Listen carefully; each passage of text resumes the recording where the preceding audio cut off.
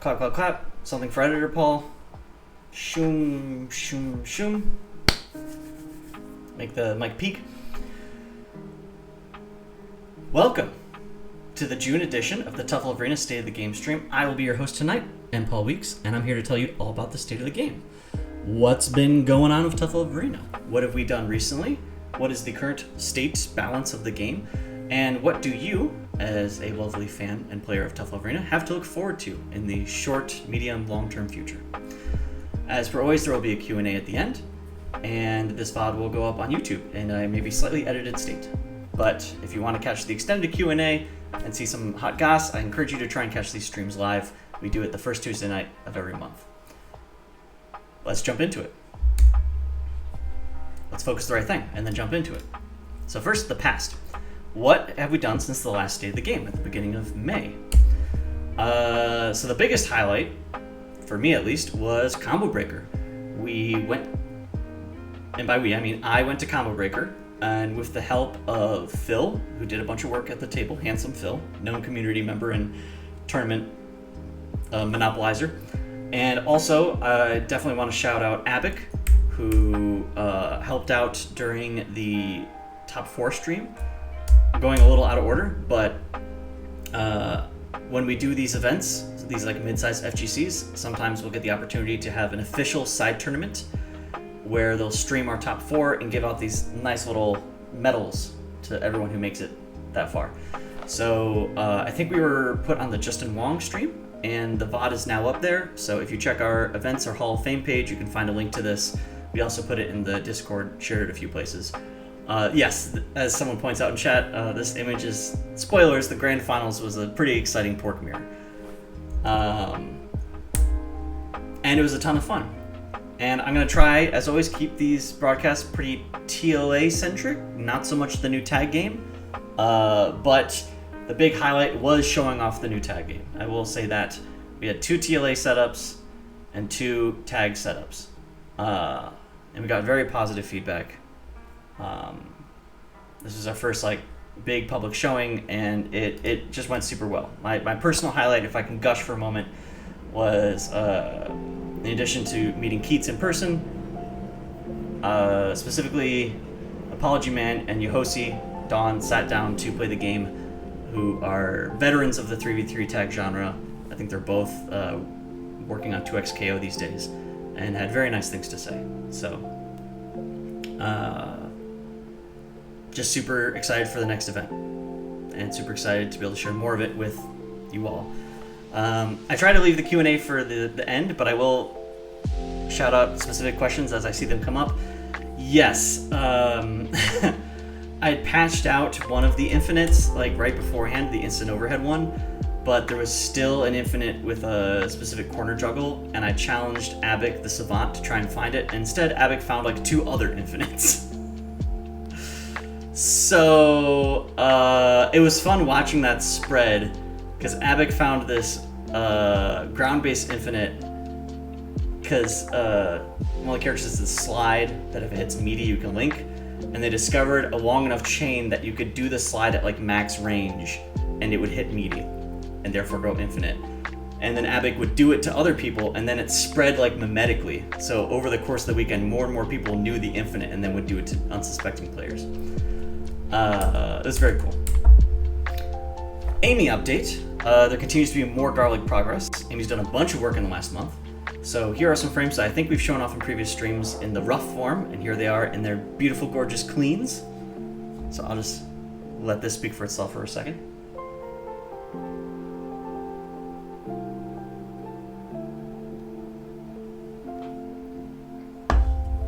And Amy specifically wanted to announce that everything is now roughed, and we are nearing the end.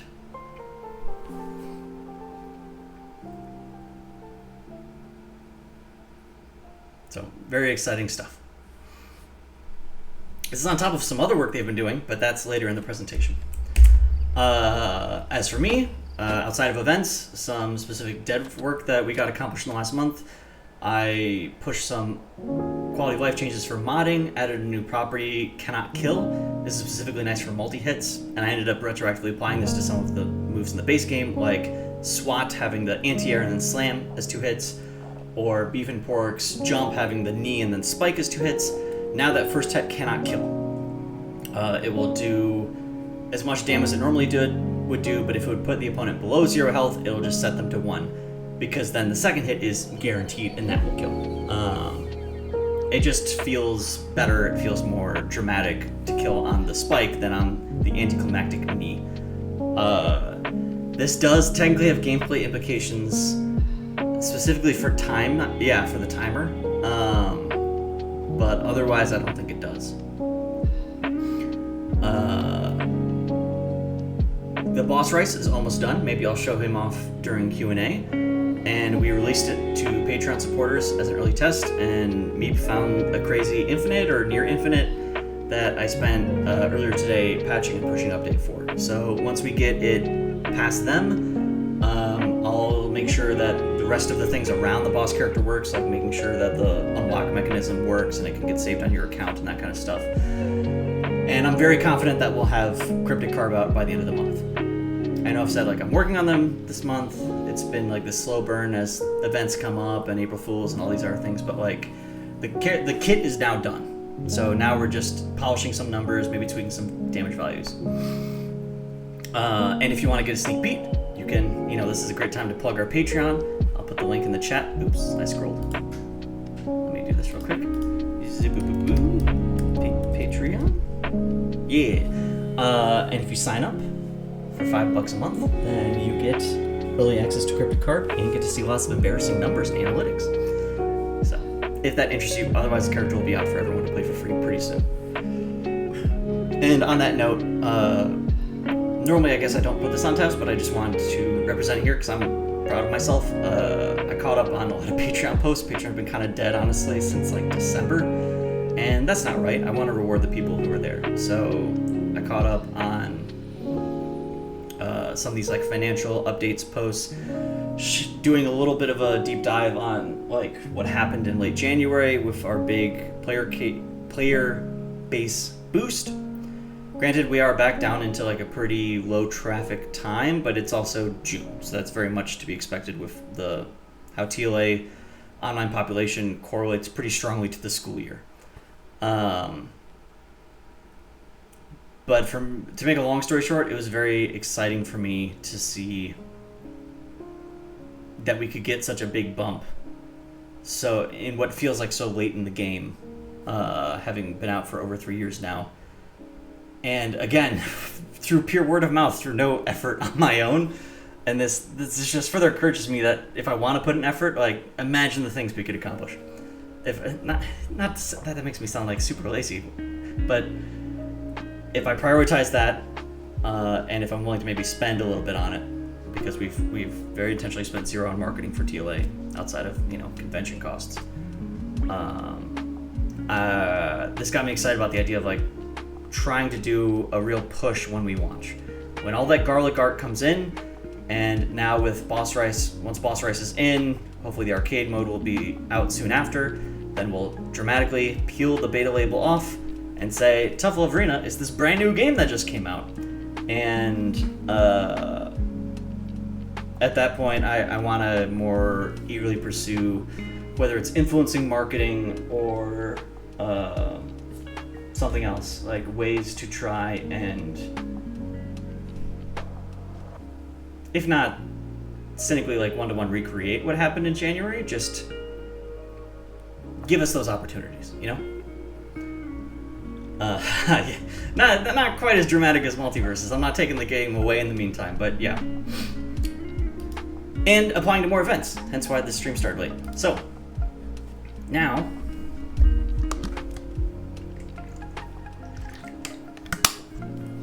E-Tech, remind me to talk about that in the Q&A. I have a lot to say about monetization and some interesting conversations I had in the last week at a party, but I'll save that for the Q&A. So, present. What is the current state of the game? Character balance, I just want to announce explicitly, no balance changes planned at this time. I am focused on single-player content. And from recent TLGs I've personally played in or watched, no major concerns at this time. I will continue to make it clear that it is a known issue that the Mac build is out of date. That is still a priority for me as soon as I finish Rice. I want to finish Rice, and then I'll try to set some time aside to work on this. But I just want to check in on this and, be transparent about it. I know Mac isn't like our biggest user base, but it's there. People use it. Mac users might have paid for it on Steam. I want to make that right. And now we'll talk about the future. Hello, Shiggy. Thank you for chiming in with your 2 cents about character balance. So, this is the best part of the presentation. What do you all have to look forward to for Tough Love Arena? So, 1, officially announced that I will be back for Waffle Game 7.0. I did it last year. This time it's June 22nd. Exact location, I don't know, but hopefully it's on their website. I'll be running a booth for the new game all day. It's like a one-day Saturday event from like 11 a.m. to 5 p.m. So I'll be running a booth for the new game with the help of probably like 90% confirmed Soup, the VFX artist. And I'll also be giving an hour-long talk, essentially condensed version of what I gave at SakuraCon back in March, was it? On how to design a fighting game. And some of the things I think about, especially when it comes to building blocks. And yes, Book will be playable. He'll be rough, but he'll be playable. Does the SakuraCon talk have a VOD? No, it was not recorded, Joro, unfortunately. So if you're local, it's like not a huge event, it's more of like a small college type thing. But it's cool. It's got really good vibes, and there's a nice little show floor with a lot of like student indie games to try out. I had a great time last year, so if you're local, definitely check it out. And then the part that everyone wants to see. The beach episode.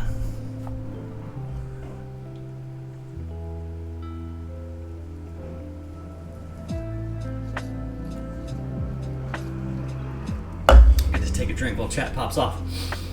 I'll repost this in Discord once the stream is over. The unmatched power of the sun.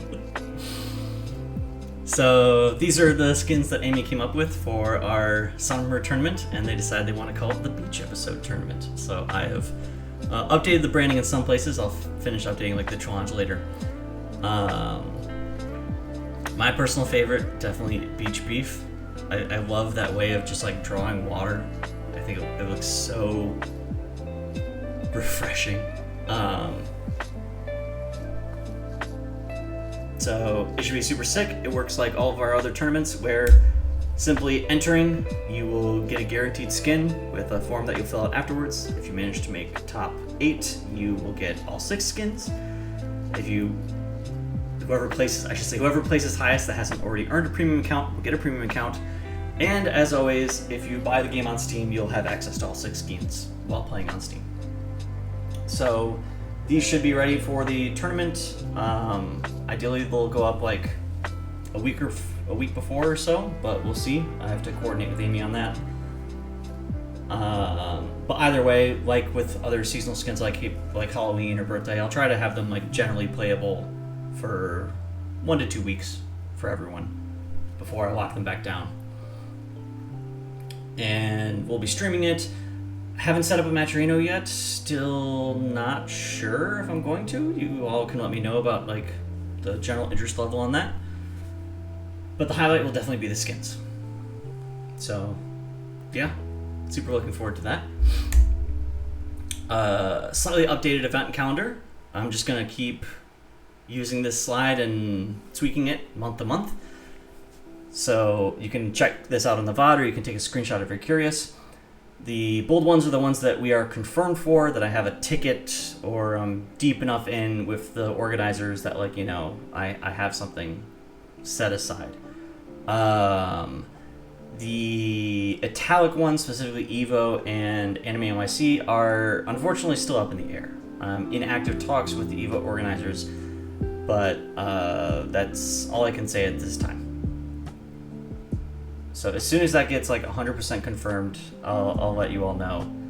But otherwise, the focus is on like East Coast stuff. So if you're based in NYC, if you're based in Connecticut, or it's easy to get there, definitely check these out. In particular, I'm most excited for East Coast Throwdown because the guy who's running the indie area named Walter has been nothing but a gem. He's been great to work with at previous events, and I know he really wants to shine a spotlight on indies. So that's the one I'm looking the most forward to. Bias, but GameCon should be cool. It seems like a more general, like Comic-Con type thing. And I don't know what my presence at Anime NYC would be. It's kind of up in the air. I might try to do a panel. I might try to just like embed in the free play area where they'll have like Street Fighter setups. Or I might try and be an art seller. I'm not sure. I'm gonna explore my options.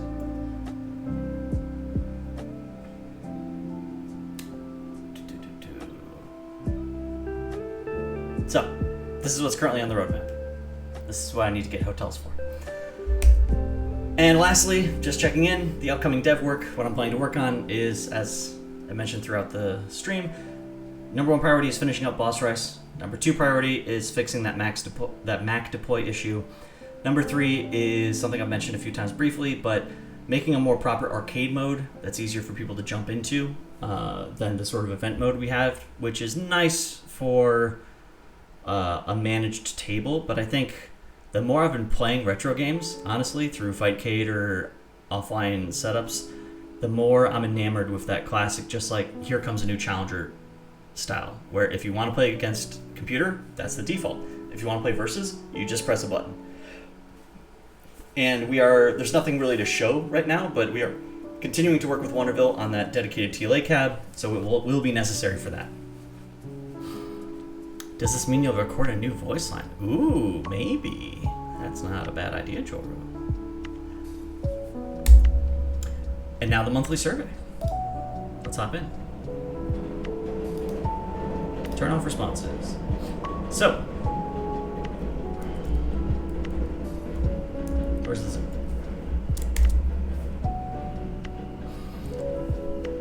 Let's go through these. How fun do you think TLA is to play? Fun. Easy. Pretty good depth. Likely to play again. Very likely to recommend. Still very likely to recommend to experienced players. Noodle is average 4 strong. Average 4 fun. Buffer nerfed one thing. His flail needs a nerf. If Noodle catches a player in the air, he can spam flail and eventually kill the other player. I think this is someone not understanding that like flail doesn't combo into flail. Flail being frenzy is what we call it in the tutorials. But no, if you get hit by one frenzy, you can block the next one. And if you block a frenzy, you should win the match. Just want the hurt box at the start of carp jumps to better match the fact that they tuck their legs behind them, man. So, at the start of carp jumps, I remember this being mentioned in, I think, a previous Q&A about, the jump startup having like these deceptive hurt boxes. I was like very simplistic with hurt boxes on TLA. If you haven't noticed, it's very unified, just one big box. Sometimes it doesn't really match the art because I was just so focused on making sure that you had like a universal experience comboing characters, that sort of stuff. But I think carb jumps might be a unique victim of this, and it doesn't need to be. So as long as their pre-jump frames are hittable, which they are, then I think we can definitely tweak some of their airborne hurtbox frames. Really what I've learned and what I'm trying to apply to the new game is as long as your airborne juggle hitbox is a consistent size, which you can do with different character heights because you can just, bend them a little bit as they're going oof. That's like the number one source of, I think, of like character-specific combos when they have like weird juggle boxes. Or when they have different weights. As long as I don't have different weights and similar juggle boxes, that solves like 90% of the issues. Then you maybe still have issues with like fatter hitboxes. Like Honda has this issue in some Street Fighter games, enabling more links kind of stuff. But I think I was overly conservative with her box design in TLA, and that's something that we can definitely revisit, and it's pretty cheap to it's weak. What would I add to Noodle? Longer Frenzy startup. I still want Frenzy to be useful as an anti-air. It's pretty slow. So like if you react too late, you will armor through their jump, but then they'll block and punish. Like it's useless against something approximating a safe jump. But it still needs to work as an anti-air, so this is unfortunately not in the cards. Nerf it's because I hate Frenzy. Buff Suit maybe? You have my attention. Tell me more. I think if you tap special to summon the Suit Bolt, it should track the other player, and if I hold special, then I should be able to control how far it travels. That's an interesting idea, but it's very intentional the way it has to travel to make it less good at zoning. It's not really supposed to be a zoning tool, it's supposed to be a trap meaty tool. So the fact that you can't effectively keep someone out because it takes a while to get there and they can just punch their way through it is very intentional. So tracking would not be a desirable gameplay pattern. Noodle is a good character, just underrepresented. I agree. Probably because their combos do less damage, but also because they're more difficult to play than Rice. I also agree with that. Everything is overall balanced, you should just be a bit faster. I'm curious if they mean like in general frame advantage or if they specifically mean like walking. Because the carbs are pretty slow. But they also kind of need to be because they own footsies. Sorry, there's a message about the cabinet. Cool. This is actually funny. At Combo Breaker, Phil is at the booth with me, and someone who's like new to the game and is popping off and like loving playing it asks, who's the best character. I forget who I think he was convinced Beef was amazing, which he is. But when we explained, me and Phil gave our own versions of the tier list. And some things were obvious, Onion is strong, Beef is strong. Garlic is strong, but not as strong as Onion. But I was really surprised at how high Phil placed Noodle. Phil placed Noodle very high. And through like just sort of not because I think Noodle's bad, but just sort of process elimination, I thought Noodle was maybe the worst or tied with Borg for worst. That's interesting. That gave me some stuff to think about. Moving on. People don't think Rice is very good anymore. Rice is below average in strength, I think. Eyeballing these numbers, it'd be a little close. The matchups, that's the big thing when we talk about like who's a good character. It's a matchup-oriented game. And I do think like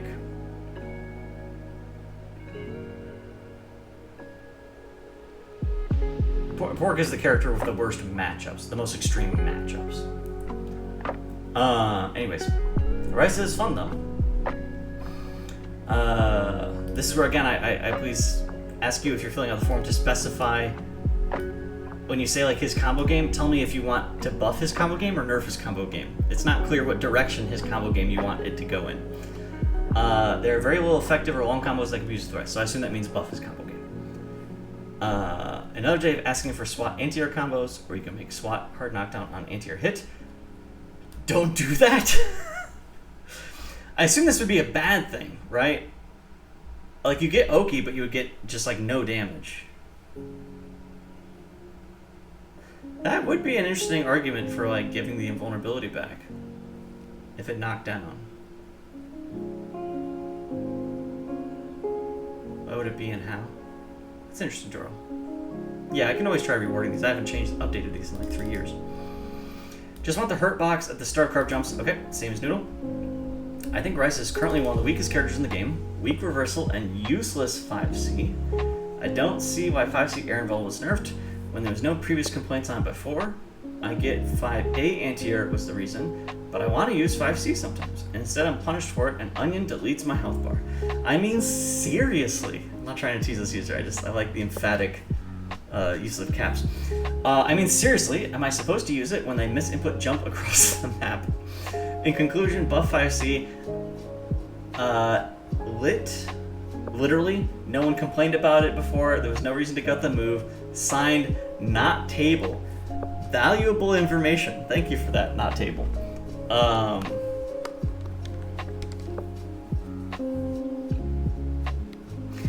yeah, the biggest issue is that, remind me if I'm wrong, because I know I talk about these things every other month, and I've probably said contradictory things every other day, but it's hard to keep track of because I've changed it so many times. But I'm pretty sure the impetus for the latest change to SWAT was that it was just too often a strictly better version of 5A, like L game nomenclature. The only scenario where 5L was better was if you had no meter, right? Then you could theoretically get more damage, but you would only get more damage when you had no meter, and it was a harder tool to use because it was more spacing dependent. It could lose to certain jump arcs or jump cancels, and so SWAT was just like obvious. I have realized the folly. This is the first fighting game I've designed, and I mentioned this in a previous stream earlier today, talking about designing the new game of like, if I could wave a magic wand and undo one core design thing, I think I would remove all the parries from TLA. I just don't think parries are good. Like, I don't think they're good design. I think they cause more problems than they're worth. They can be very exciting, they can look very cool, but I just don't think the juice is worth the squeeze. They have all these limitations, they're so much harder to balance, and they just cannot be used. They're single button parries, yes. There's no like high-low guess, because there is no high-low, and they just, and it's a button that you can't use actively. That was what really opened my eyes, for those who weren't around back in the day or don't recall, when we started adding more normals, specifically swipe and trample. The input, at the time grounder, but swipe and now trample, it was because part of the reason was neutral being really samey with whip, but the other part was that like Rice had two very reactive specials, and at the time they were just a strictly worse noodle because they both had an anti-air, but Frenzy could also be used as a wake up. It could also be used in combos. SWAT could be used in combos. But teleport, like, I'll defend teleport. I think teleport's interesting. I think teleport really shapes gameplay, and I've tried to, and I'm glad with stuff like quick port, we found a way to reincorporate that theme of Rice can teleport into a more offensive ability, even if that one button is still kind of limited. But parries are just the opportunity cost of it. They just feel like a wasted move. And I experimented with replacements. People in chat are talking about grill time. Grill time was an idea I had, I want to say in early 2022, to basically replace the Beef's flex parry with like this really slow armor move. Kind of a focus attack, I guess? Or a drive impact, if you want to put it that way, before Street Fighter 6 had come out. Of like this really slow armored move that would be like unblockable. And I prototyped it in April Fool's 2022. And I got pretty bad feedback. or maybe it was, I was overly listening to people who were just really attached to parry and didn't want to see parry go. All this is to say, parries are a misstep, but part of that discussion, part of why parries are a misstep is the opportunity cost. And I do think, as much as I love SWAT, and I definitely came in as someone who played Amane and Blaze Blue and loved her TPC, the fist, and I was very much trying to capture that because I thought that was so satisfying. It didn't translate super well. Like, that was satisfying because it was a game with a lot of movement. Sorry, I misgendered him. Yes, Amane is a guy, I know that.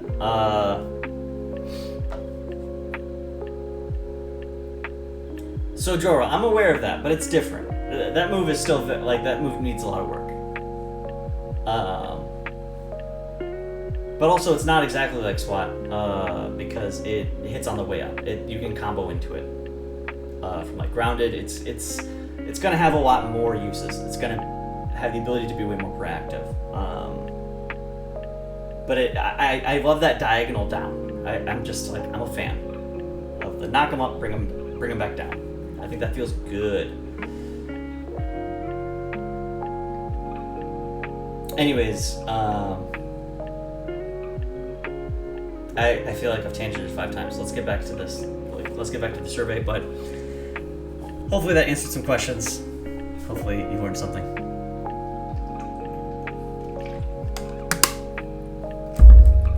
Yeah, I'm aware.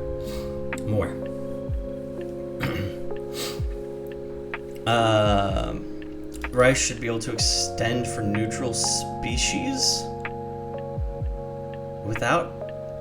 Can someone translate this for me? Rice should be able to extend for neutral specials without bar. So, like, being able to combo off a SWAT without RC? Is that what they mean? One free SWAT? That could work in the theoretical, like, raw SWAT gives you a higher bounce that you can combo off meterless.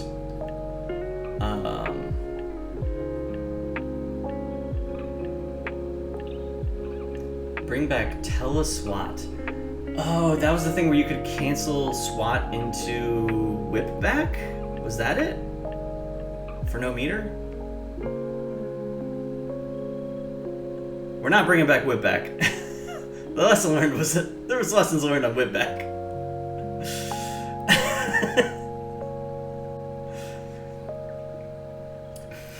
Some very strong feelings in chat about whip back. For those who don't know, there's a brief period trying to lean into, before I thought of teleport, or quick port, where to accentuate the teleport theme on Rice, instead of doing whip, pounce, splash with HHH, you could replace the last splash with a teleport into splash.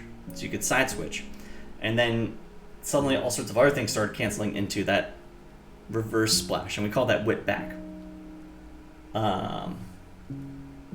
It was too strong at what... One, you had problems where, like, when I was adding it as this optional ender, it was just like this no-brainer, more damage on certain things, like off SWAT. And the other issue was that it gave Rice too much control over screen positioning when they're already, like, a zoner. So it was so frustrating to walk Rice all the way to the corner, and they would not, like, you know, throw a side switch. If they want to raw teleport and you misread the spacing, that's a side switch. But if they just got any hit, they could RC, convert it into whip back, put you in the corner, and then continue, and then start all over again. That was rough. So, but the original comment, interesting suggestion. Strong, frustrating to get hit by 4H.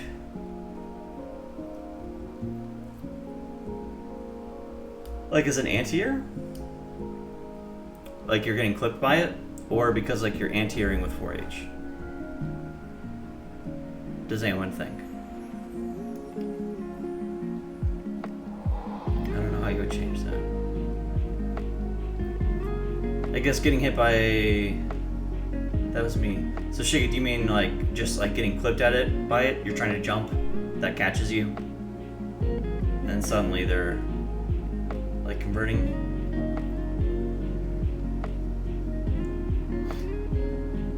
It's a huge conversion, yeah, fair. Yeah, 4H, that 4H being able to do that is relatively recent on the time scale of 3.5 years. Because for the longest time it only hit grounded. Make swipes extended hurt box bigger. I'd be open to doing that, investigating that.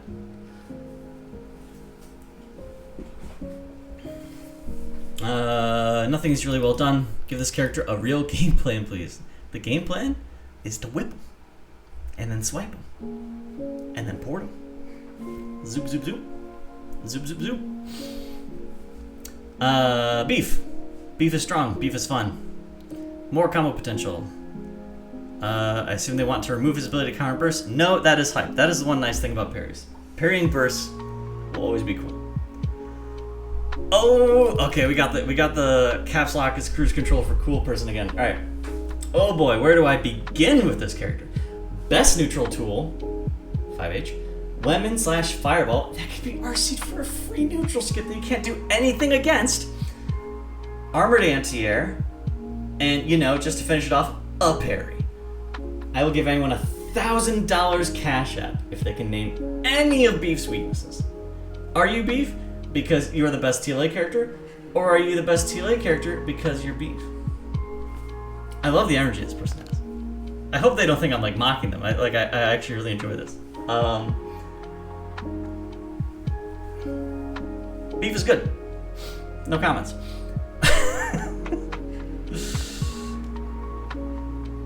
Beef is meant to be the all-rounder.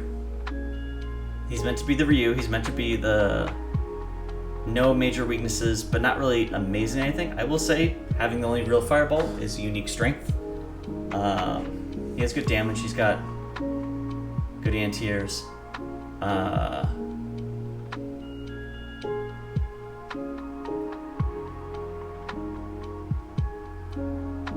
Yeah, that's Beef. Just Beef things. Please make the heavy light palm slap have less range. It feels really hard to deal with when playing the spices. So is the hope that like if you get tagged with a heavy that sometimes the palm would whiff? The nice thing about if they're ending in palm, they're giving up their turn. They couldn't have converted into much damage, and they have given up their turn. It is hard to muscle your way in with spices, but that is the nature of that matchup. That is the nature of their heavy ranges, respectively. How minus is palm?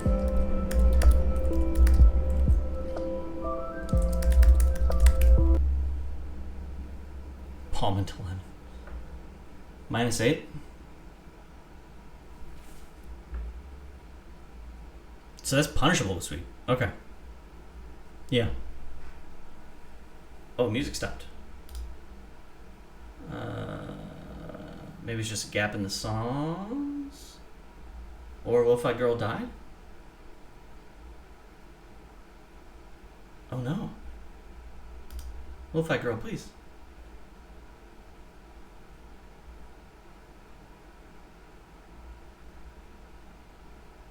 We'll just sit in silence together until she comes back. Oh, you can just skip back in the stream? Nice. Did that work? Doesn't look like I'm getting any audio.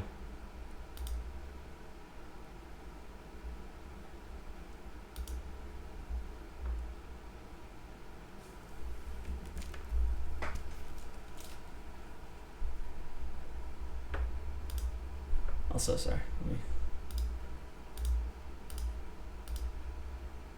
There we go. Alright. Oh, is the audio messed up? Because I can hear it now, but it's not showing up on OBS. Son of a... 1 second.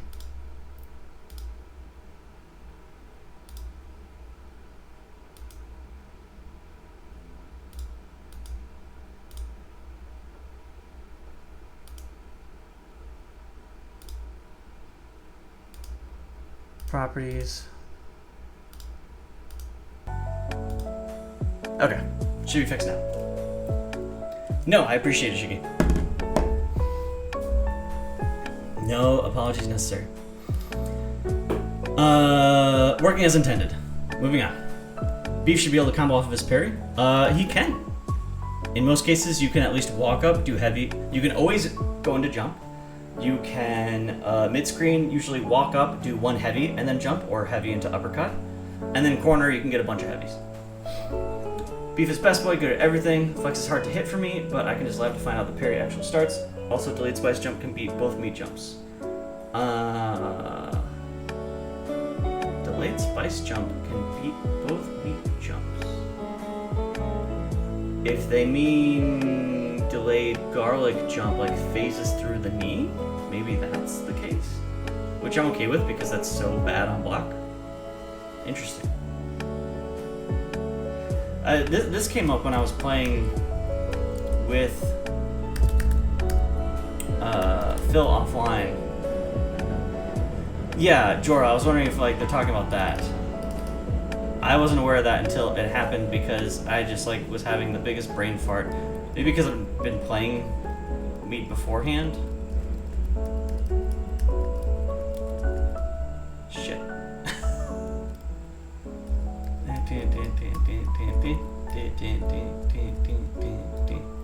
Okay. Where... Right, that's Meat jump. Like that. That's a punish.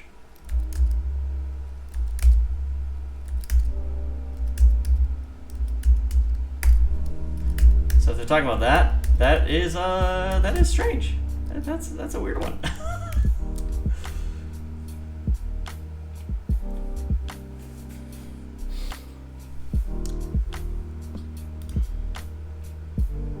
The dropkick animation should be slightly slower. That's interesting feedback. I think it's just like, just happens too fast. I could theoretically make him fall slower. If you do think like it looks a little jerky. The meats have this weird jump arc. Everyone else has like a parabola, but they have more of like a juju because that. And this is where I think I've gone back and forth. I kept playing with the idea of letting uppercut just cancel into jump so that they wouldn't have to have that weird arc. They need the weird arc because they need to be able to make sure that off of a random heavy, they'll get to the opponent in time if you do jump. So, not easily fixed, but it does create some jerkiness. Parabolas are overrated. Thank you, Kevin. Pork is slightly above average strong. Definitely above average fun. Which chop was usable in the spice matchup? I didn't mention this in like game balance, but I do want to explore the suggestion from last month about reverting to chop is not punishable by sweet, but it is punishable by white. Nerf the hug grab. I think everyone wants me to buff the hug grab. This is what I love about the hug grab. It's such a fun move. Super pork feet. Maybe that's a change I'll make to Mystery Meat. I do want to revisit the two existing boss characters and just like massively reconsider some of their design. So maybe we'll find a way to put a beam in there. I assume this means a nerf. Chop doesn't see amount of damage upon the corner. They can do nothing against caber toss and span. They can do something. They can jump. Jump is a very strong answer to caber toss. Remove either chop armor or the link. I assume because they think having the armor and the ability to link is too strong, but you can only get this reward if it's at point blank, and if it's at point blank, it's not frame 1 armor. So, no, this is very much intentional. If we remove the armor, it's a really bad move. If we remove the link, then it's just a way worse frenzy. And I would rather have the link and the reward for up close and the ability for it to like make some fun combo loops than having just like a frame 1 frenzy on this scary character. I don't think I say that in the tutorial, Isid. That might be worth adding. Thank you for bringing that up. I had the power bomb I sent in balanced discussion. I'll check that later. I'll check that off stream. Have pork build meter during the caber run animation. That's an interesting suggestion. And if we put it on the run, then you don't get it by spamming fakes. That could be fun. Usually I have something to complain about on every character, but Hun, this is the only character where I can't even get mad to losing to because of how hard they have to work to do something. 5H maybe. Is throw axe a bit of oomph in the animation? It is a little anticlimactic. That's fair, but I'm not sure how to change it. / like the animation's preset in stone at this point.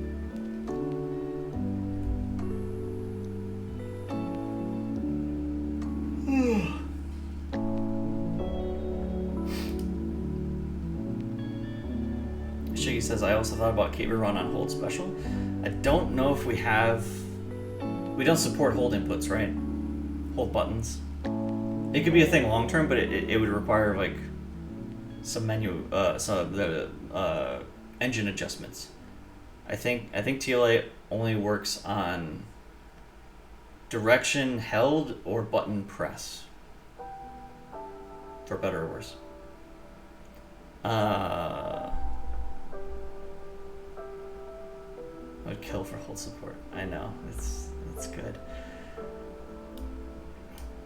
Same feedback, same response as beef. Make back special more negative on block. No, I think it's a good amount because it moves forward. So if they're spacing it, then they lost their turn. If they do it up close, you can punish it. Super fun, but chop armor not being frame 1 and gear being technical instantly makes them weaker than our cast members of the cast. That is true, but this is also like I'm very happy to have Pork in this place. That's like a little more gimmicky.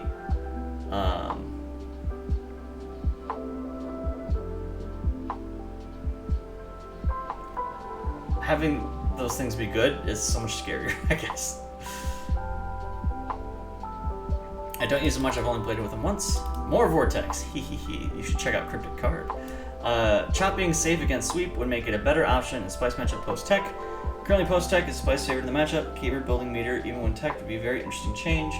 Unusual and somewhat hard to gauge the impact of, but immediately beneficial and allowing for more flexibility. Yeah, all things I am aligned with. And more out about chop and sweep. Very good.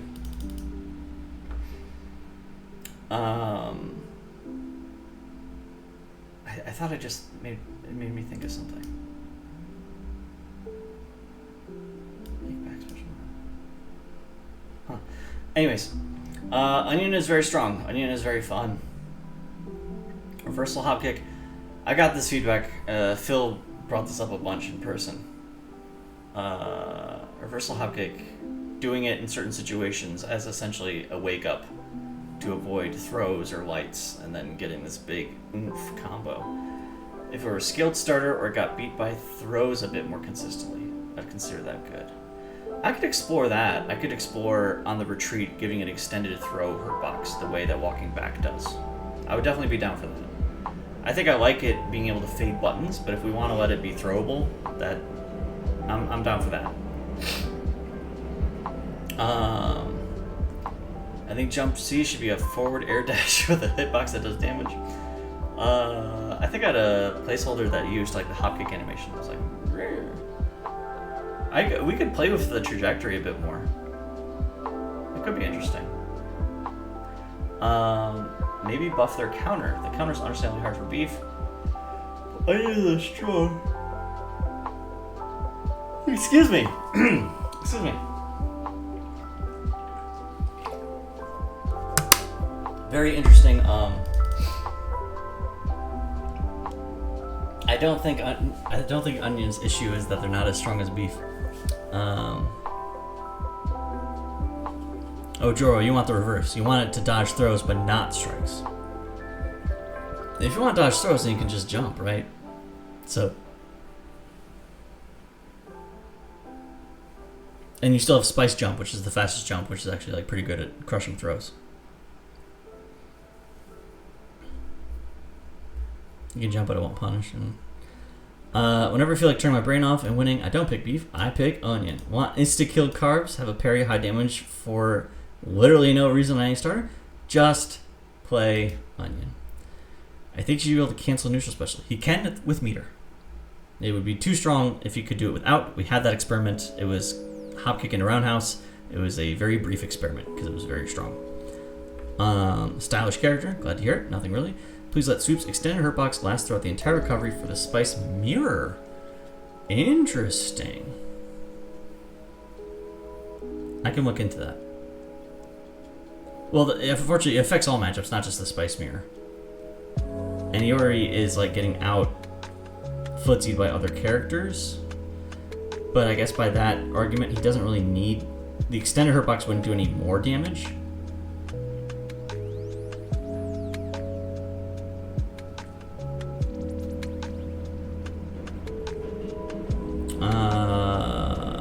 Yeah. Parry should deal 0 damage. No damage because you need damage scaling. This is... I disagree with this. This is this general ethos I've been moving towards of like, kind of how I think I buffed the damage on Caber Toss at a certain point, and then increase the scaling. Like, I want the floor to be there. Beginners are going to get the parry randomly, and if it does nothing, then they'll just learn to never press that button ever again. So, and it has lightning, so at least with the lightning, like, you expect it to do some damage, but a good player can convert it into so much more. And I much prefer that design. Where, as a skilled player, you're getting basically the same amount of damage as if it was 0 damage, but like, less scale. Higher floor equals ceiling. That's how I view it. How funny so I was just thinking about this when we were talking about, like, changing the trajectory on jump cancel. I experimented with cross-ups in a branch. I think I still have that branch somewhere that I could pull up and test on a dev stream. The issue is that if you got point blank and you just spammed cross-ups over and over again, some characters just don't have the buttons to contest it. Specifically the meats.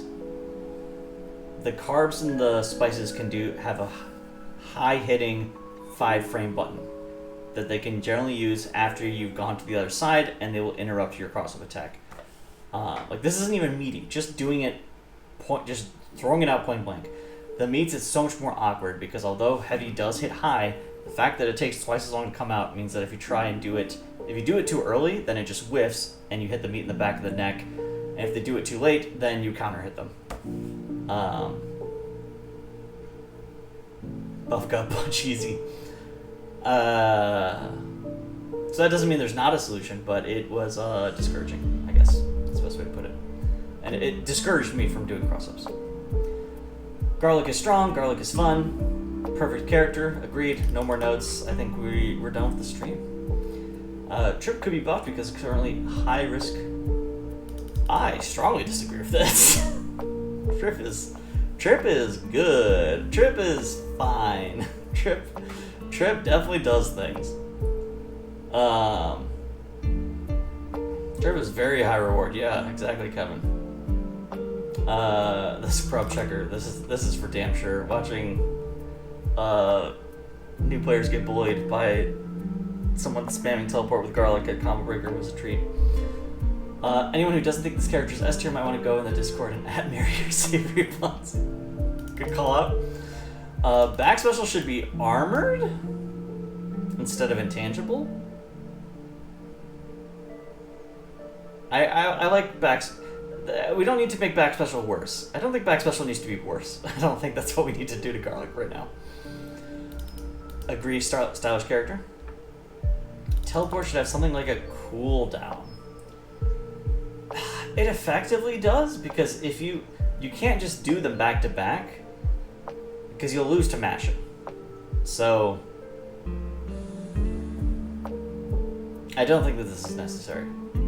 I don't know if I might have already done this, and maybe I just need to do it more.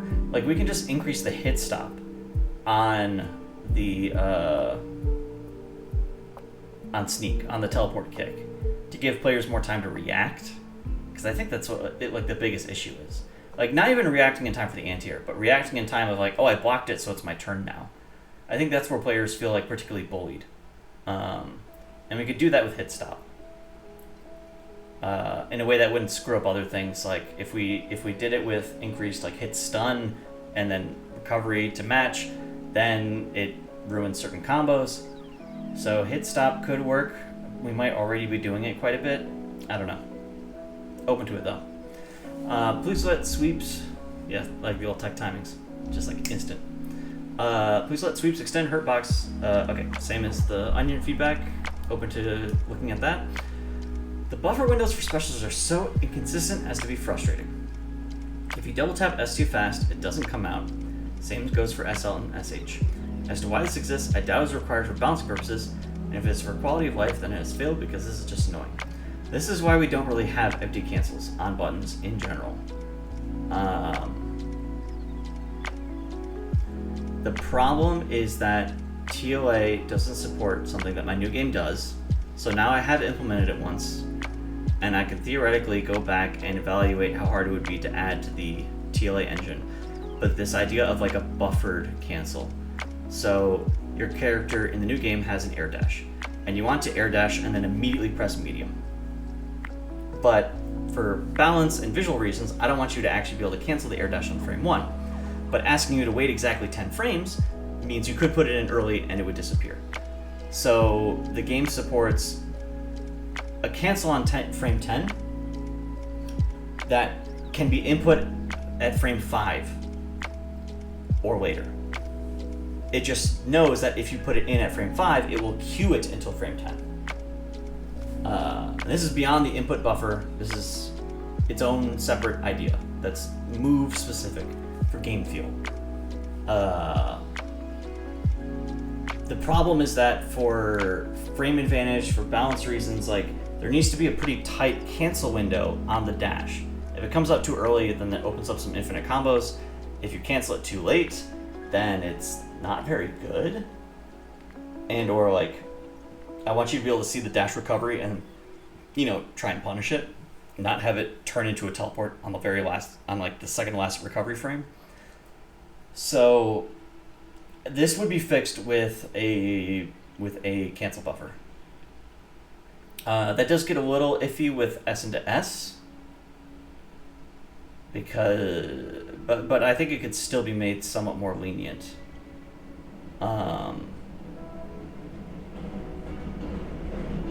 This would be worth a what we call a spike encoding. I would be down to explore that. I have to think about how I did it in the new game, because I don't remember off the top of my head. And I'd have to think about how cancels work in TLA. And I'm sure it would be like a huge quality of life for the modders. No, Kevin, the normal buffer window of 5 frames effectively applies to all cancels. But if you want to have a more explicit queue, it just gives you more options. It gives you more freedom if you want to buffer it. If the cancel window normally starts on frame 20, that means you have to press the button on sometime like frame 15 to frame 20, maybe 25. And that's still like a 10 frame window on a game that's running in JavaScript and is fucking dropping frames all over the place. Like, this is a known technical constraint of the TLA engine and the browser environment, and I mostly cover it up with the 5 frame input buffer and a game that doesn't require that much precise timing. Stuff just happens. Like, it's just not gonna run as consistently as a normal non-web application. But you usually don't notice. But these are one of the few scenarios where you do. So, because that's with hit stop. I effectively queue it with hit stop. If you have a cancel on hit stop, like heavy into heavy, the cancel window, let's say, is starting like 10 frames on the first active frame of heavy. But if you press it during hit stop, it essentially queues it until hit stop ends, which adds an effective another 5 to 10 frames before. So we just need the ability to. This is why whiff cancels are so weird. This is why whiff cancels almost universally in TLA require you to hold directions, because that's super unambiguous. There's no way to do that too early, essentially. But if we add cancel queuing, then we could do more button cancels. Let's wrap this survey up. Thank you. What about TLA original appeal to you? Simple combos, the more you play it, the more combos you learn. Being able to run so well in school Chromebooks, and the art style. Free, school game, easy gameplay, fun graphics, beginner friendly, ease of use, modding scene, interesting browser front, accessibility. Ooh. Oh my. Ease of entry, art style looks really nice, being able to play it on everything. Low system requirements, deep enough to be a proper fighting game. Thank you, this is what I was going for. Yep. Great. Thank you, everyone. What keeps you playing? Community, deaths, addictive combos. Ooh. Oh, can't find right. Yeah. It is, in fact, an interesting browser fighter. Okay, leave me alone, man.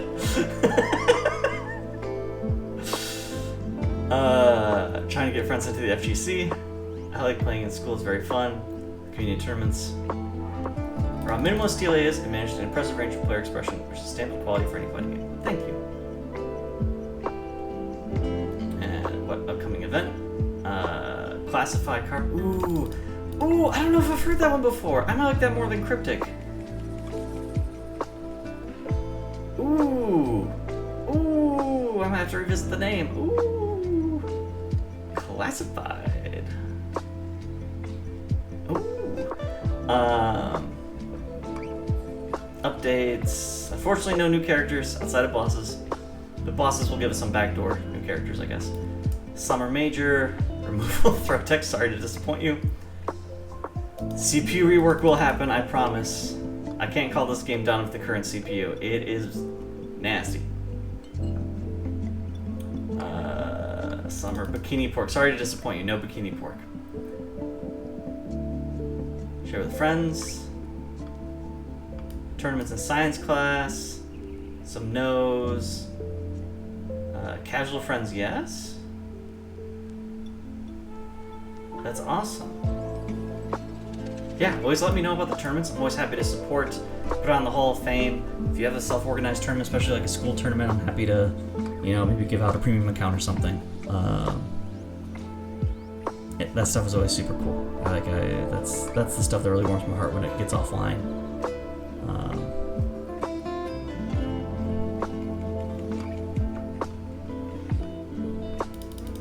I will try to do better. I apologize. Reflex dependent game of rock paper scissors. Interesting. CPUs don't use reject. That's true. Restand and mod it so we can make skull characters. Oh boy. You can do this now. You can do this.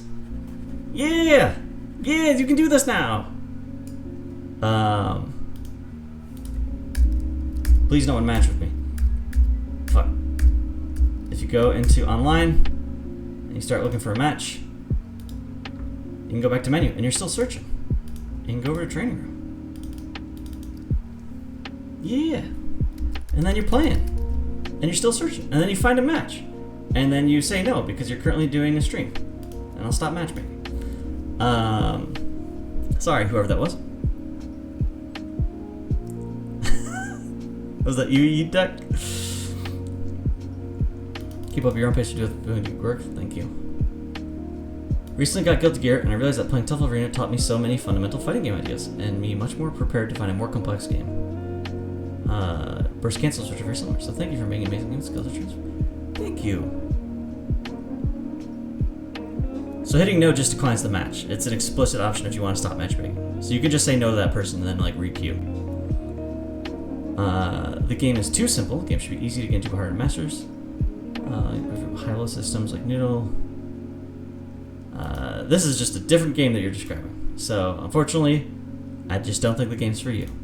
But I appreciate the feedback. The new game will probably be right up your alley.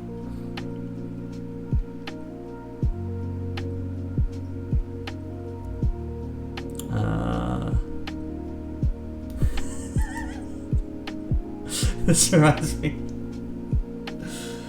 Oh my gosh. Best thing about Cryptic Carp, I'll show this off. If you go to the secret canary URL, which you can only access with the secret Patreon password.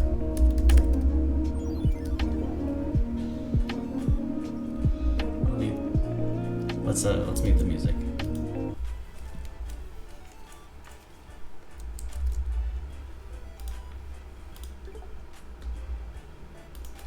Nice.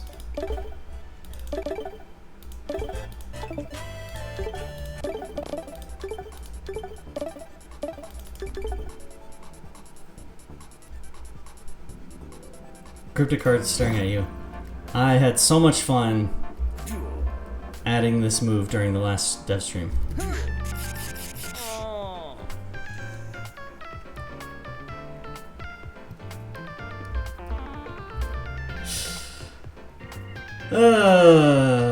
We have fun here.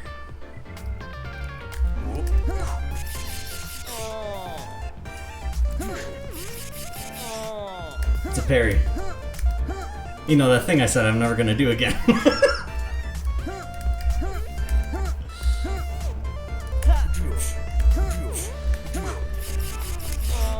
don't think you can RC it.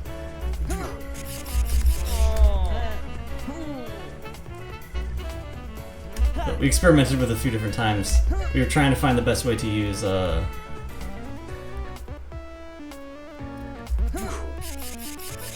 sprite. We're trying to figure out like where to use this sprite.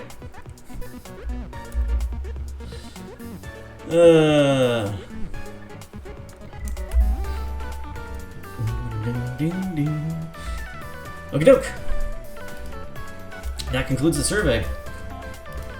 And now we can move on to the Q&A.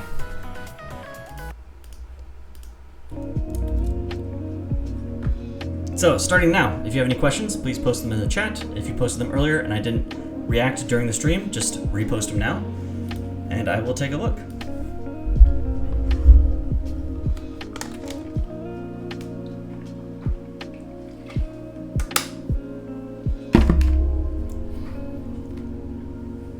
Paul, when will you read general bugs? Is there something bad in there? If there's something really bad, you can at me. I hope you know that.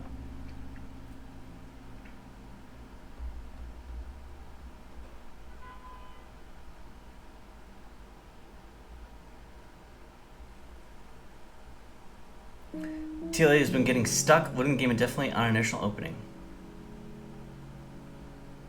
It's been happening to multiple people. As of 2 days ago?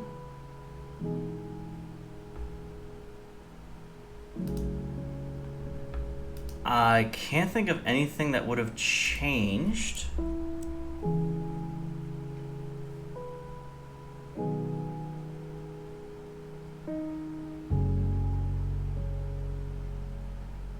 So I'm not sure.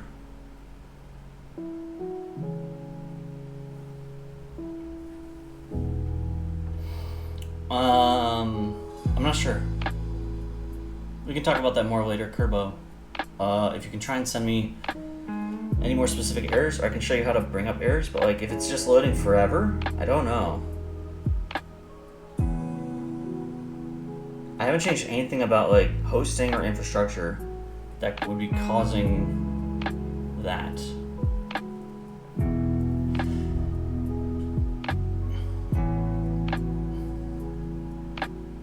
Shigi's headed out. Thank you for joining us.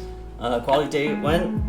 After I merged Rice. I don't want to lose momentum on this. I'm so close. And then we'll have to catch up on some of these QOLs. Hitaka says, Paul, do you see my Rice edit? I don't think so. Do you want to DM it to me?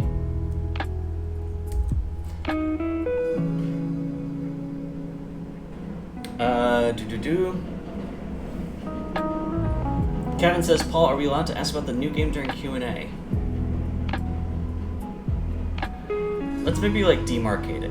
Let's do TLA questions for a little while, and then maybe I can take new game questions, and I can decide if I want to edit it out of the bot. Because he's going on the Tough Love Arena channel. I don't know. I know people are interested. I feel weird about the cross branding on certain things. And or it's a nice reward for people being at the stream. So we'll do that later. Joro asks, Paul, are you still planning to have every character have a boss variant or just the 3 archetypes?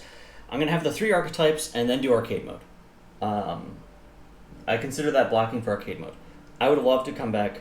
A long-term goal, very abstract goal, much more realizable goal than something like the make your own mod art type stuff that I talked about years ago, is to have a boss alternate of all 6 characters that could act as almost like a virtual another 6. This is part of why I want to revisit Mystery Meat and Secret Spice to make them a little less one-dimensional. They seem they're very simple. They're kind of boring to play. They'll definitely be stronger. So I think they'll still be disabled for like ranked queue and default lobbies. But if people want to have like boss tournaments, or just like if you're playing casually and you want to be able to pick Shin Akuma, like you should be able to pick Shin Akuma. So I would love to build that out. But the priority is just to have one of each, then arcade mode, then revisit. This 40-second video, Taco. Is this safe to stream?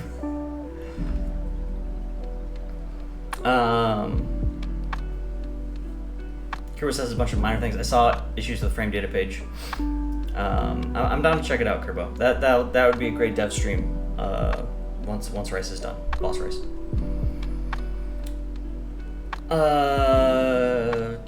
Taylor asked, did you answer my earlier question? I don't remember.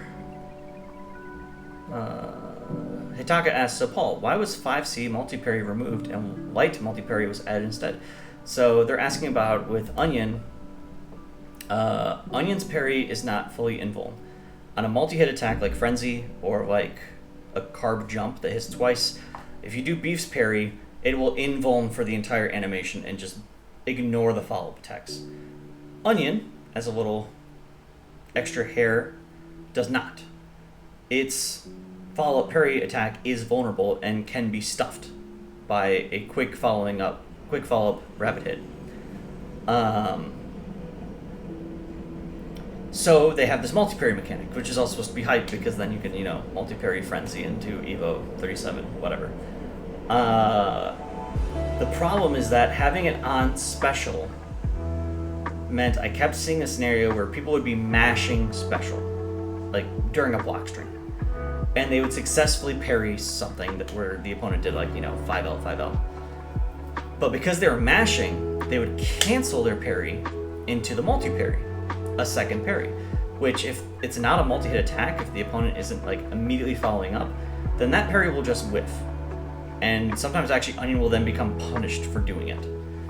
And that was just confusing and felt bad. People would be like, wait, what? I thought I parried it, but nothing happened, and now I'm getting punished for it? What the fuck just happened?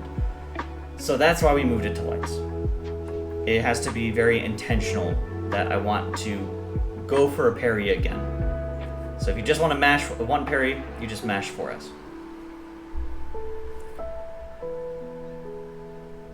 I think I'm open. Maybe someone made the suggestion of moving it to 6S, and I'd be open to that. So if you want a multi-parry, you have to switch from back to forward. That's not something someone will do on accident.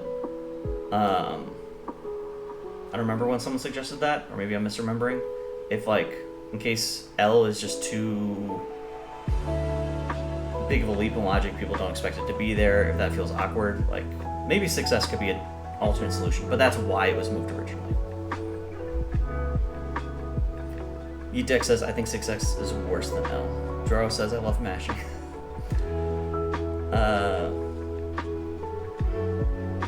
Edex says, Paul, I still maintain that multi-parry should be like a Sonic Unleashed QTE. I don't know what that means. I know what all those words mean, but I haven't played Sonic Unleashed, so I don't know what their specific QTs are like. Table says, hey Paul, I'm wondering, would you ever consider doing a great balance patch for TLA? Not one that substantially changes the game, but just gives every character at least something small to play with. Great balance patch. Are you referring to something? I'm open to it. That's definitely something I view as the realm of post-launch content, maintenance content. It's fixing quality of life things, adding small things for modders, building out the boss characters. Having an explicit great pounce patch. If you're talking about kind of the way Guilty Gear does Season 2, every character got something new. The problem is just I don't really have the resources to give every character something new. There's a lot of characters where I can tweak things, or there's ideas that have been left on the drawing room floor, maybe adding Palm as a neutral move. But I'm also generally more a fan, and it fits my development cycle. It's less hype, I guess, but I prefer the iterative approach of if I have an idea for a character, I'll put out that single character, and then I'll get a lot of focused, maximize, control, minimize variables, a lot of focused, valuable feedback on that one character. Whereas the big Season 2 push does make sense for a bigger studio where releasing is difficult and complicated. You have to go through a store front, you have to get, get certified and all that stuff, and you have a marketing team, and it's coinciding with, you know, a new Battle Pass sale and all these other things. We don't have those hangers on, so although I won't deny like the event aspect of it, I also worry about what happens a lot of times with these games. DBFZ has been out for 4 years, and then they release like a new game-wide balance patch where they like add the ability to cancel something, a core gameplay mechanic, into a new core gameplay mechanic, and some people are just like, the game is dumb now, and it feels irreversible. I don't know. That makes me squeamish.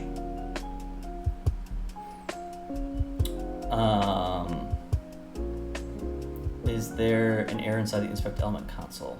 I think responding to Kerbo. Yeah, that's how we could try to debug it with Kerbo. Hey Eddie, hello Sneaker Ninja. Sorry, I'm just catching up. Isid says letting port cancel directly into jump from Caber run to beat people who plan on throw breaking.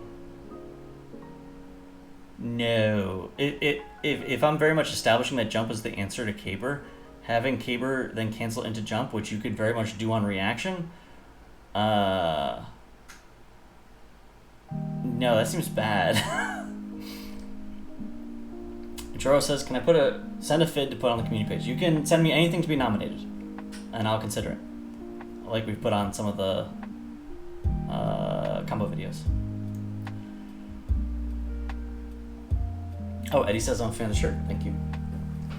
This was like my go-to adventure for the longest time. Like half the photos of me from Evo or PAX or whatever are wearing this shirt. I like this shirt.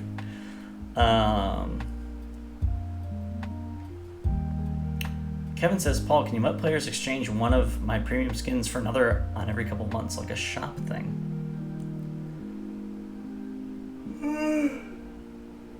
Excuse me. I don't know about exchange. I might be more open to expanding like the windows of availability, especially if after this we're gonna have essentially a skin for every season.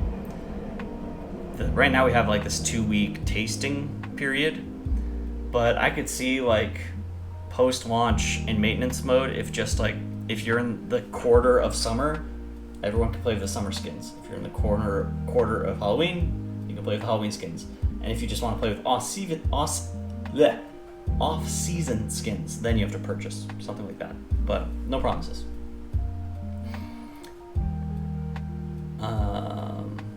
Was there Discord ping music? You were probably hearing the Discord ping from Hitaka. I can't wait for boss tournaments to be fun for 5 seconds again. Hitaka made an edit once where they're chunking.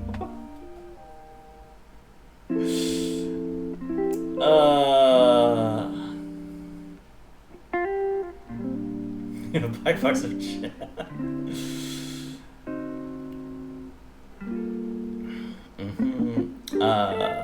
Multiplayer is not in the tutorial. The tutorial is missing a lot of things that have been added post-launch.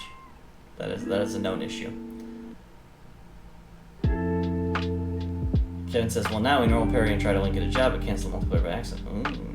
No, because by the time you see the lightning, it's too late. You can't cancel that. So wait for the lightning. Wait for the hit part of it, and you're fine. Kerbo suggests, alternatively to the season pass kind of balance patch, what if TLA had a second great depowering? Ooh, I mean, I heard it just went over so well for multiverses.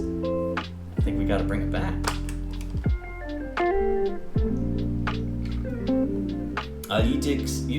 Dick says, reminder to talk about the monetization thing. I think you made a joke like an hour ago about putting ads during loading screens. I think about that. I've been trying to talk to more business people in the last couple months for the new game, because I'm planning to treat the new game more like a business, and I want it to be able to hopefully support me and a small team of artists. Unlike the purely for fun, any Patreon income covers server costs type arrangement we had with TLA. So I want to take it more commercial. I want to have more of an upsell to Steam. I want to have more of an explicit sales funnel. And this is also just important if I'm gonna try and convince someone like a publisher to give me money. If they want to return on their investment, then there has to be a way for the game to make money. And anytime I mention that I have TLA, like, oh, I'm thinking about this other thing, or, oh, I make web games. The first thing they always say is just like, oh, well, I mean, do you have it on so-and-so webgames.com? Where they iframe your game and run mobile ads and give you a split? Why aren't you doing that? It's free money. Why aren't you doing that? And I don't have a good answer to that question. I honestly, like, my answer is it made me feel icky. Someone approached us pretty early on in the beta about being featured on a site. And I asked Ultra David, who I'd been retaining as a lawyer up to that point because we had a couple iterations of the EULA in the first couple months as we were rolling out online accounts, like, what he thought of the general premise of, you know, letting this site rehost the game and essentially siphon. They're a middleman. They're a leech. They're an aggregator. They iframe your game. They embed your game. They run ads on it. They didn't make anything, but theoretically, they handle the monetization for you. And framed that way, David, he just asked that question. He didn't give me any advice, but he just asked that question of, like, what are you getting out of it? It sounds like they're getting a lot. So what do you get out of it?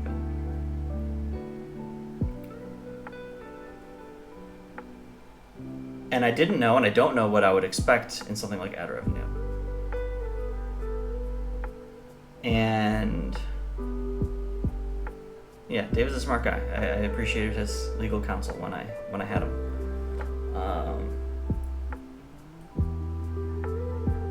I just talked to someone else like a month ago about this, about potentially deal with TLA or deal with the new game of a similar nature. And it also goes back to, like, my original plan 3 years ago was about selling premium accounts directly to users for like $10 via Stripe or something. And this is something that I just need to work through personally. I need to get better at as a professional skill. Is that if I want to make games for a living, like, I have to become more comfortable monetizing them. I don't right now.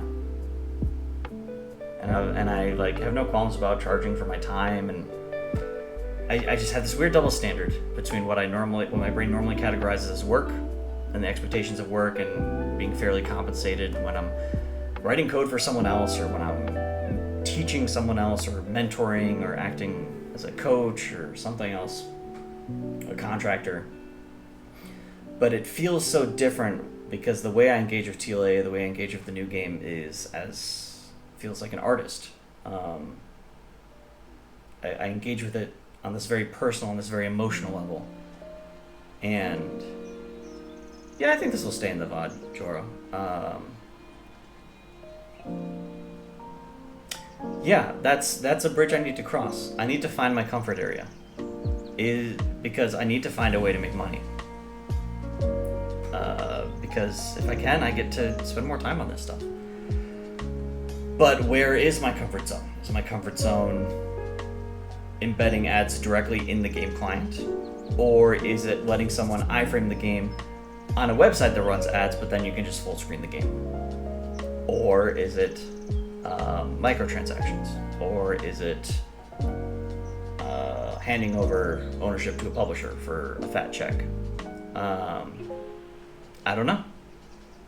I'm gonna see what my options are, because I can't be presumptuous that if I decide, oh, I want to do X, maybe X isn't an option. Maybe no one wants to run me on their site. If I want to run ads inside the game, I don't know. I don't know what that's like. I don't know what those rates are. The one time I tried to do it, my first public-facing thing in 2016, I've probably mentioned this a few times, but this is how I initially met Ultra David. Story time. In 2016, Street Fighter V had just come out, and everyone was very excited. I was an 09er. I was big into Street Fighter 4. Saying of microtransactions, the time out of all things. I was really big into Street Fighter 4. We were also hyped for Street Fighter 5. And the game came out, and I saw the internal like leaderboard system and the internal like account information. You could see like your last 100 matches. And I was starting to become more comfortable as a developer and understanding web dev, and thought, oh, that's an API that the game is hitting to get that information. I could see what that API is. So I did. I sniffed my traffic with a tool called Wireshark, figured out the API, figured out how I was calling it, just by like doing a couple different things in menu and looking at the URLs and trying to find a pattern. And then I started doing that manually on my computer via Python, and I dumped it in a database, and I set up this website very presumptuously at the URL fightinggame.community, which was terrible branding, way too general. But the idea for about 3 months is that you could go to this website and you could type in your PSN or Steam user tag, and it would scrape your matches. It would pretend to be you, go to the Street Fighter API and ask for your last 100 matches, store them, and then put you in a daily queue where once a day it would get your last 100 matches. And it would it would skip duplicates. Theoretically, if you played more than 100 matches in a day, it would miss some. But it would grab what it could at a reasonable pace, and then you could look at your profile and see this analytic, detailed breakdown. And it was really cool. It was a really fun project that I ultimately shelved after a couple of months because, one, someone else made a very compelling competitive product, similar product called like V-League that had some other bells and whistles that I didn't know how they did. And two, it was a nightmare to keep up because I had this adversarial relationship with the API. I don't think it was illegal, Jordan. I don't think I was gonna it depended. And this is where I originally contacted Ultra David. It got a little bit of attention on Twitter, and I reached out to Ultra David because I knew him as a commentator that was also a lawyer, and I asked hey, what's my legal liability here? Can I get sued? If I run this little fan site for 3 months, is Capcom gonna, empty my bank account? And we talked about it, and we kind of came to a decision of my biggest exposure is probably a C&D. They could send me a C&D, and I'll just have to stop. Which, helped mitigate the risk, helped me feel better, helped me sleep at night that I wasn't about to be ruined. But it did put this rain cloud that here was the thing that I didn't really own, because at any moment, and I'm sure this is how anyone who makes a Nintendo fan game feels, at any moment, all of my work could be thrown away, and I'd have no agency. And that really kind of killed my enthusiasm to keep working on it. And on top of that, and nothing happened. No one ever contacted me. But also, I think because they had that really poor performance, if you recall, for the first month or so, their network didn't work at all. Matchmaking didn't work at all. And as they were investing in redoing those server systems, they started to add, I think, some blacklisting and some rate limiting. And I started to have to manually rotate the server I'd be running it on, this Amazon server in AWS, would get blacklisted, and the URLs would just no longer work, and I'd have to tear it down and set it up on a new server with a new unique IP address, and then that would work. But that could work for anywhere from 1 day to 3 weeks, and it would bounce around how long these things lasted. But I had to keep doing it, and I tried to automate that process a bit and make it a little bit faster. But it was a chore. It would be broken for 4 days at a time because I was traveling, and I needed to access my Windows desktop so I could run the game, because I had to run the game to get the latest cookie. And maybe they would ban my account and all this other stuff. There was just all these angles of frustration. But the point of this story, the reason I bring it up, is I'm a month in, I'm maybe I can turn this into something. And so I put up an Amazon affiliate link for a $200 Mad Catz fight stick, whatever the hotness was at that time, the DE2 or whatever. And I have a friend who immediately uses it to buy themselves a stick. and you get like a decent cut on affiliate links. And I was really excited about that as a path towards monetization, even just like a little bit, even just some change to help with costs, beer money as we call it, entertainment money. And then I never ended up getting the cut for my friend's purchase, the $20 or whatever, because I got an email from Amazon that they were basically like, our bots scanned your site and we're not convinced that you're not running a scam. This doesn't look like a website. It was just, the website was just like some sign-up forms and a bunch of tables. And then some like Street Fighter JPEGs. And that had value for users, but to a bot, and also with whatever, nasty HTML templating I was using at the time, it probably looked like absolute nonsense. It didn't look like a blog. Whatever like SEO it was trying to do, or like analysis on like human language and find related terms, or expected like headers and these sorts of things, I didn't know anything about that stuff yet. I was still pretty early in my front end phase. I'd spent this was 4 years into my web development career, and I'd been focused back end up to that point. So I knew how to set up the database and everything, but not the front end, not the website. And that just like defeated me. I tried like contesting, I tried like writing a reply, and just like nothing happened. And I could have fought harder, and I could have found other ways to monetize, but it bummed me out. And so then I put up like one of those little PayPal buttons of like, donate money. And nobody ever used it, except for one person. Like the day that I announced that I was shutting the site down, someone sent me $20, and that's its own story. That I'll put a pin in for now. Interesting conversation with that person. As I basically reached out and said, hey, do you want to be refunded? Because the site doesn't exist. It's about to go down.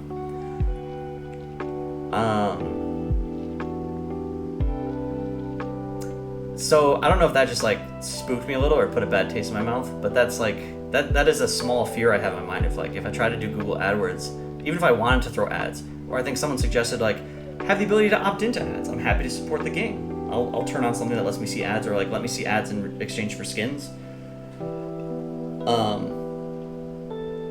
And part of me is again, it's a mindset thing. It's something I need to grow past, something I need to improve at, because I just feel like, I'll put all that time into setting up an account and learning how all this stuff works, and then like it won't even work, and they won't give me any money because it's not a website. It's a weird flash game thing that, if you look at it with a robot, has like no content because there's no text. That donor was not Handsome Phil. I didn't meet Handsome Phil until Tough Love Arena, 5 years later or whatever it was. Had skins, Dollar Shave Club beef. So yes, Yeet Deck, that was the monetization tangent that I wanted to push off to the Q&A. I think the place I eventually landed is that I carved out a special exception for TLA. TLA will not be monetized in any of those ways. But it's something I want to keep in mind for the new game. But at the same time, I will check in with you. I will, not you, Yeet Deck, but like the audience, because it's this, I don't know if I'd call it like hippie, but it's this idealistic part of me that I want to play a game that I want to build a game that I would want to play. And as a user, I hate ads. I hate them.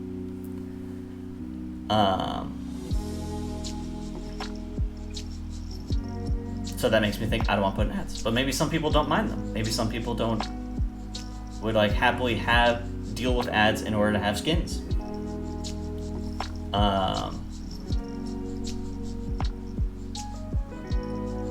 So I need to work on that. I'm gonna scroll down just to reply to someone. They were saying TLA at this point was very much like a test run, right? At this point. So in the story I'm talking about, this site I made in like 2016, that wasn't TLA. But I will say, when I was first like thinking about this, and like that site that reached out and David gave me the words of wisdom, that was like 3 months post-launch, 2 months post-launch. So it was still, today. yeah, that's kind of how I'm corralling it. I definitely think there could be a way, maybe post-release, when we remove the beta and you have all the beautiful skins and you have more single-player content, maybe we'll have an ad optional mode. But I'm very aware of like player psychology in the way that like you can't give them something and build an expectation of it and then take it away. And it's very different if you introduce a new game that has ads the whole time, as opposed to, hey, here's this game you've been playing for 3 years, now it has ads. So that's another thing I'm trying to be very conscious of. Even if a handful of people in chat right now are very supportive, people who don't watch the State of the Games, people who don't know who I am, may not be as understanding. They might be, oh shit, this got, shitty.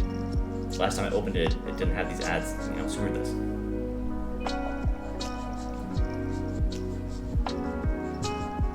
I should really check how much traffic the About site gets. I'm terrible at this stuff, man. So many things I need to do better, but it's just, what gets my attention at the time. One of the things is doing better analytics. Back to the chat. My throat is sore from all this talking.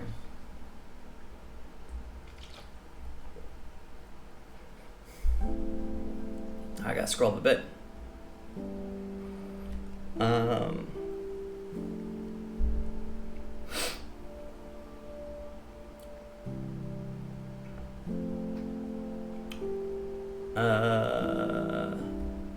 Kevin says, what if Soup had to be struck 2 times before disappearing instead of once?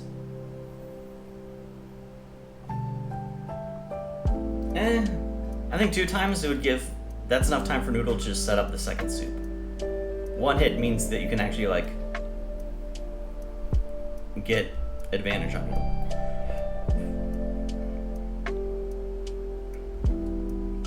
Phil pointing out the shirt, why didn't you wear that one? Had my fling fit? I didn't have it with me at Comic Breaker. I didn't bring it. I didn't pack it. TLA seasonal item shop. TLA battle pass win. Paul, will you indulge in modded on stream if you ever have the time? Yes. If I ever have the time is the operative word, but yes, I would always be down to try stuff out. Paul, when will you ban Taka?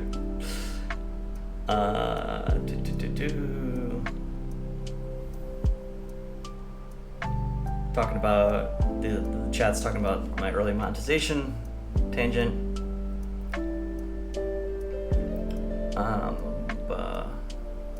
Easted says, are you more comfortable charging for games going forward, knowing that you've made a game previously that people like? That's a big part of it, Easted. Yeah, part of it is that when you charge money, people have different expectations. It was really nice for the first 6 months of the beta when TLA was super broken and I was getting lots of very legitimate bug requests on things falling apart, that I felt like I had the defense. Not that I needed it, not that anyone could do any harm to me, but just psychologically, that anytime I got an angry comment or an angry message or someone seeming really entitled for X change, I could just ignore them because I'd be like, it's free. Just don't play the game, bro.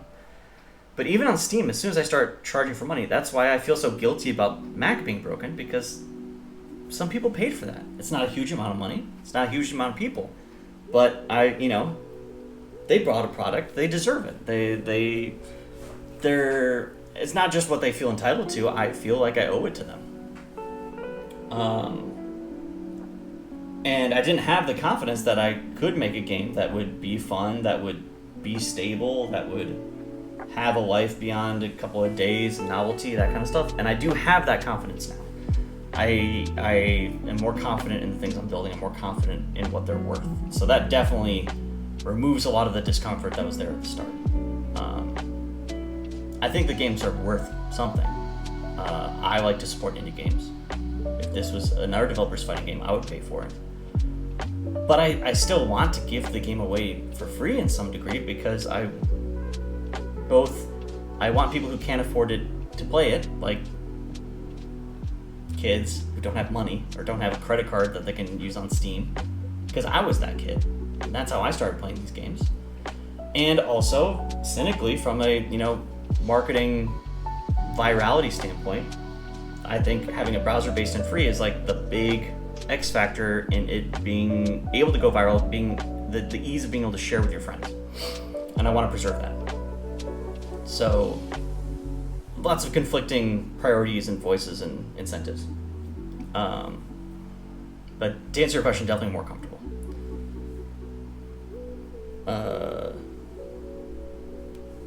Kevin says, I would rather a game have microtransactions than ads everywhere or sell it to a big studio.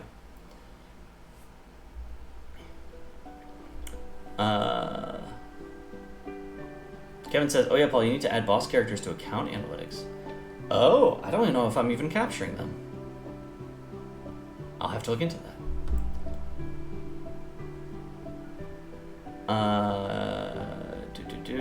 Esid says make ad skins. Yeah, Dollar Shave Club Beef. Sneaker says for ads, maybe you can look into the non-intrusive ones like banners below the fold or something.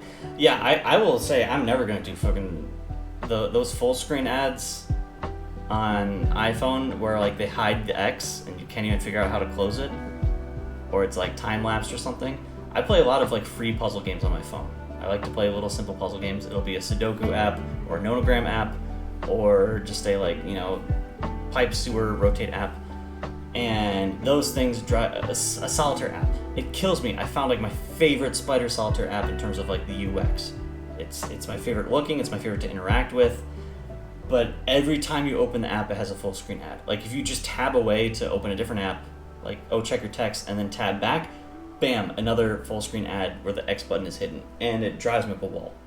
And for the apps that have paid versions, I will happily pay $5 to support this nice version of Spider Solitaire and not deal with the ads. But this one doesn't have that. There is no premium version. And it sucks. It really sucks. I would never do that.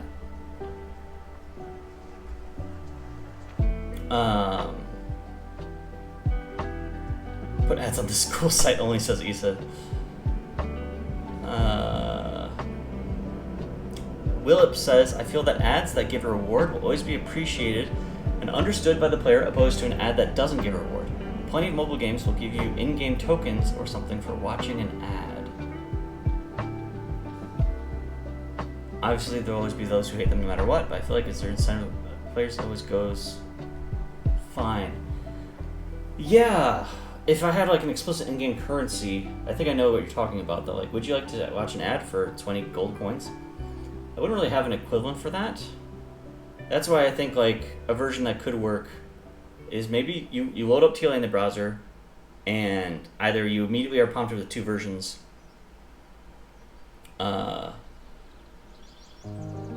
that's like TLA basic, no ads, TLA deluxe, ads plus skins.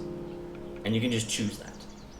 And it wouldn't be this like, would you like to watch an ad right now? It would just be like, if you're on any screen that's not gameplay, there's a banner ad somewhere. Just taking up some portion of the screen.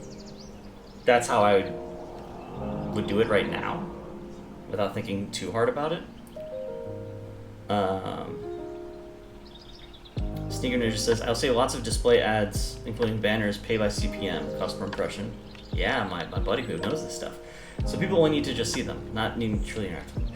Yeah, I know like the rates are definitely way worse, but I would definitely go that way. Impression ads. I again, this is where as a user, I just, when I have a game that like forces me to interact with an ad, most of the times I'll just immediately delete the game. Like I just, I refuse to put up with it. Table says, actually, Paul, for a new game, if you're going to have a free browser version and a paid Steam version, can you also have a free Steam version? Yeah, absolutely. If I can use whatever mechanism I'm using to lock it down in the browser to also have a free Steam version, free demo version. For sure. That's an interesting point. Like, I don't think I would put the current desktop release... With TLA, if I have a free Steam version, like, it's the same game though, so then why are you paying... It's maybe a little too close to it. But for the new one, I think it would be a lot easier to separate. Kerbo says, I think it's really cool how TLA just has a mini Mugen built into it, generally so cool. With the modding engine. Yeah, it's still on my wish list to someday allow people to like actually introduce their own art.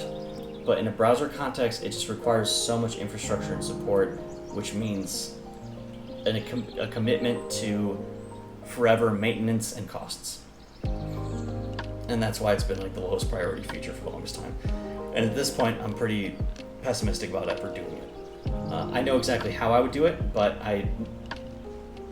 and I've talked about it before, back when it was a more active plan, but I just know what it represents in terms of time and cost, and I don't think it's a good use of my time, both upfront in building the thing and then having to maintain it forever, and money. So I don't know. And I'm not sure if I'm going to do the same thing in the new game. I'm not sure if I'm going to have mod support. I don't know. I'm not ruling it out. It obviously has been like really great for TLA, but I've talked before about like how much it's complicated TLA's development having to support it. So again, I don't regret any of my decisions per se, because if I did it differently, other trade-offs would happen. But I would not open up the way I did with TLA for the new game until it was like much closer to release, if not fully released, or I would be much more intentional or forward thinking in how can I create this in a way that is more backwards compatible or is frozen to a version. Like that's been the big issue, is having to constantly worry about when I make engine adjustments if it's gonna break mod files that someone made a year ago. That sucks. So I need a more elegant solution than the one I have right now, because the one I have right now for TLA is just too time intensive. It's too costly. But I'm really glad you enjoy it. I'm really glad you appreciate it. I know some people really love it, and it's like a defining feature for them, and that's why I'm glad I built it and why I still, want to give you guys stuff. But it has had a sobering cost. So I can't promise it for the new game. Sneaker says, gotta get going. Always happy to chat through ads and be guinea pig for balance. Thank you, Eddie. Eddie, I should text you about some of these New York events. If you want to come check them out, it'd be great to see you in person. You get to play the new game. Eddie's a friend from the New York FGC scene, and also at some point coworker, who, because we worked in the office together when I was first starting TLA, he was one of the first alpha playtesters and the biggest advocate for beef.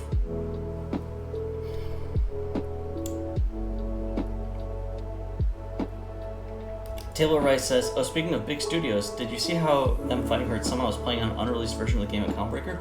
I read a Twitter thread about what a nightmare it was, because it was like not even the latest version or a good version. It was just some bizarre version where like the cow character, the big steer, was OP. I would love to circle back to that and see if I can learn any more about it. That was insane. He said, would you like to watch an ad and start with 50% meter? Watch to win.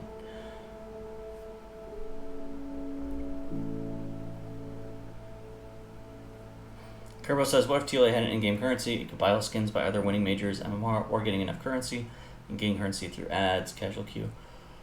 I mean, that is an option. That is an option to consider. It's also something to consider for the new game, where it's going to be way cheaper to produce skins. Right now, skins are lovingly handmade by Amy.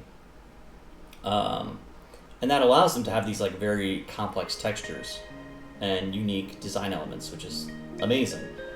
But for the new game, it is just like a straight hex code replacement, which has a higher floor and lower ceiling. It will never look as cool as, a Bloody Beef or there's so many cool skins. I'm blanking. This Beach Beef I'm so excited about for the summer. But it also means we can trivially make 40 skins with, colors that look like another character, or the all gold gaudy color, or whatever else. Black and white, old-timey color, trivial to produce those. So having much more scale of content, then I think it could potentially justify an in-game currency system where you play for a week and you can buy one color for your favorite character, and that gives you a small extrinsic motivation to keep playing.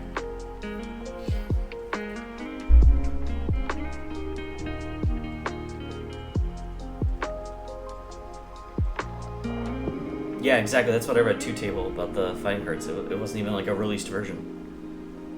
I need to find out more of how that even happened. Charo says the custom art thing being potentially never is a bit of a downer, but understandable though. Yeah, thank you. I feel the same way.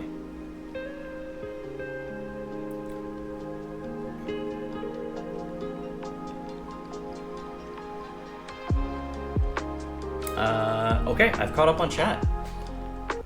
Have a good night, everyone.